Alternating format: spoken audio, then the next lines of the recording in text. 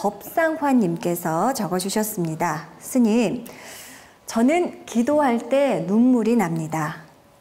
펑펑 울어도 되는지요? 눈물의 의미는 무엇일까요? 아들, 딸, 동생 생각, 돌아가신 부모님 생각에 눈물이 절로 납니다. 라는 사연을 주셨습니다, 스님. 우리가 이제 흔히 보면 기도를 하면서 이런 현상들은 거의 많이 느낀 분들이 많이 계실 거예요.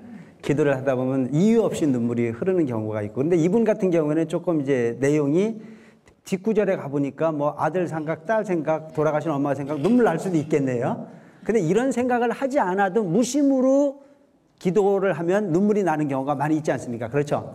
이런 이치를 우리가 설명을 해보면 바로 그 부분은 전생으로부터 무한한 부처님과 인과의 인연이 있었는데 그 인과의 인연들을 돌고 돌아서 그동안 만나지 못했던 부분을 마음으로 만나서 와지는 환희심 같은 부분이 있어요.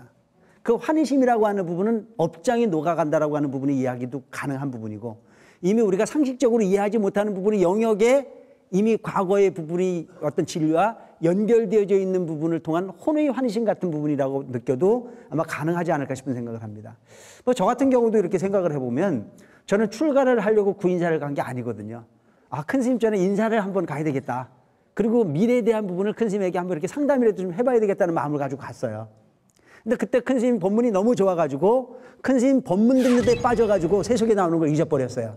그리고 이제 출가를 하겠다는 마음을 내고 난 이후에 그 당시에 그 선방에서 기도를 하는데, 그 당시 안거 기간이었어요. 불자들이 기도를 하는 당시에는 지금 그 구인사의 대조사전이 있는 그 은저리에 도소람이라고 하는 부분에 이렇게 건물이 하나 있었어요. 그 건물에서 기도를 하는데 그 기도하는 순간에 환희심의 눈물이 나는데요. 거의 한 4박 5일은 정말 아주 그 이유 없는 눈물로 밤을 새웠던 것 같아요. 그게 너무너무 후련한 거예요.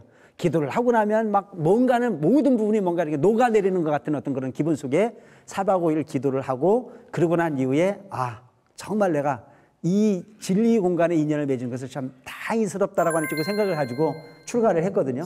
그러니까 과거의 세속으로부터 이어졌던 모든 인연의 고려를 이제 다 내려놓고 이제 부처님 진리의 그 어떤 제자로서 새롭게 태이는 부분에 대한 어떤 마음의 환희심 같은 부분이, 그런 부분이 눈물로 승화되지는 않았나 싶은 생각을 합니다. 아마 오늘 질문 주신 분도 그렇게 열심히 기도를 하고 기도하는 과정 속에서 그 환희심으로 올라오는 어떤 그런 눈물이라고 하는 부분을 경험하신 부분 같은데요. 그것은 억지로 참으려고 했을 것도 아니고 열심히 해서 기분이 후련해가지고 좋으면은 뭐 열심히 울어도 괜찮을 것 같습니다. 그래서 우리가 울음이라고 하는 부분이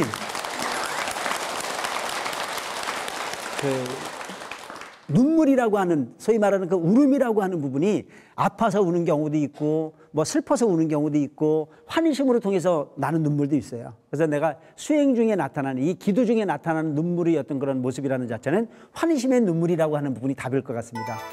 큰없는 어떤 환희로움을 통해서 그 단계가 넘어가려면 또 다른 부분이 경계가 본인에게 올 수 있을 거라는 생각을 합니다. BTN